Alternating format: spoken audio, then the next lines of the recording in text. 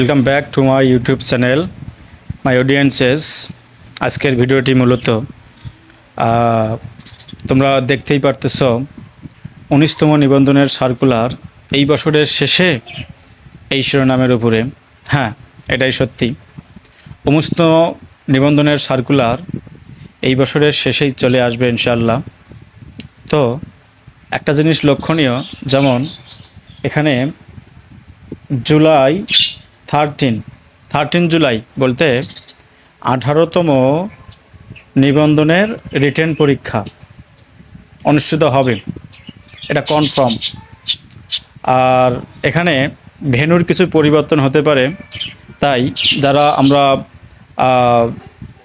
এই admit card তুলেছি পুনরায় অ্যাডমিট কার্ড তোলার চেষ্টা করতে হবে।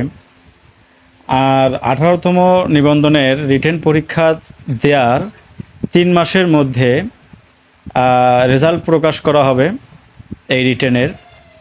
আর 3 মাসটা তাহলে কি হচ্ছে, June, July, August, September, October.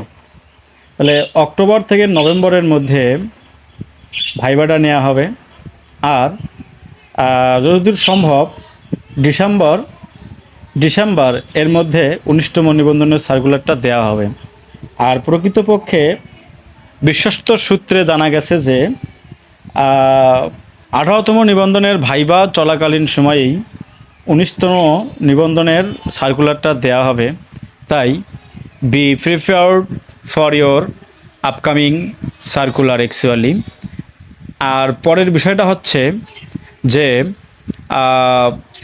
যেহেতু 19তমদের জন্য সম্ভবত 50 এর ঊর্ধ্বে কাটমার্ক হতে পারে, কারণ এখানে কোনো সার্টিফিকেট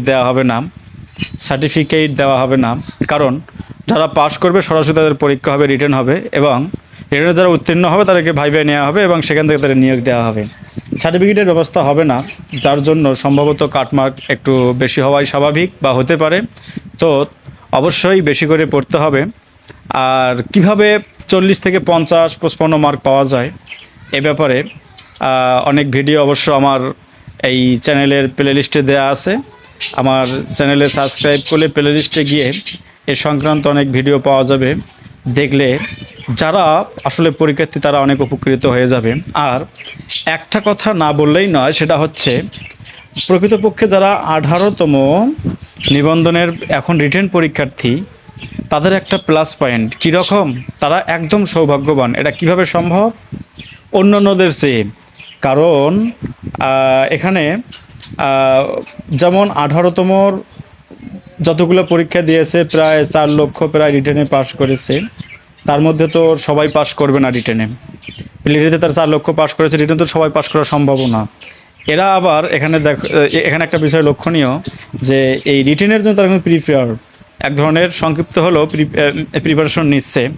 এবং যারা উত্তীর্ণ হলো তারা তো হলোই, তারা তো আর 19তমতে আচ্ছা যারা উত্তীর্ণ হবে তারাও থাকলো এখানে প্লাস, এবং আর যারা উত্তীর্ণ হবে না তারাও এই 19তমতে আবেদন করবে।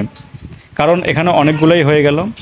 আর এখানে একটা জিনিস লক্ষণীয়, সেটা হচ্ছে কারণ যদি এই বছরের শেষের দিকে সার্কুলারটা আসে তাহলে এখানে 18তমের যারা রিটেনে উত্তীর্ণ হবে অথবা হবে না সবাই এই 19তমতে অবশ্যই আবেদন করবে। সেহেতু এখানে কম্পিটিটিভ বাজার, কম্পিটিশনটা একটা বেশি হবে। আর তাদের সাথে পেরে উঠতে গেলে যারা নতুন করে যুক্ত হবে তাদের বেশি পড়তে হবে। আর 19তমরা এই জন্যই সৌভাগ্যবান, তাদের এখানে একটা পড়া হয়েই থাকলো। যেমন তারা এখানে প্রিপেয়ার্ড হচ্ছে, প্রিপারেশন নিচ্ছে, আবার খুব তাড়াতাড়ি করে এটা প্রিপারেশন শেষ হতে না হতে আর একটা সার্কুলার তারা পাচ্ছে। তার মানে তাদের প্রায় বেশি, মানে পড়াটাই তাদের বেশি থেকে গেল। সেই দৃষ্টিকোণ থেকে বলা যায় যে আসলে 18তম রিটেন যারা দিচ্ছে তারা যারা 19তমতে যারা আবেদন করবে তারা আসলে অনেক সৌভাগ্যবান।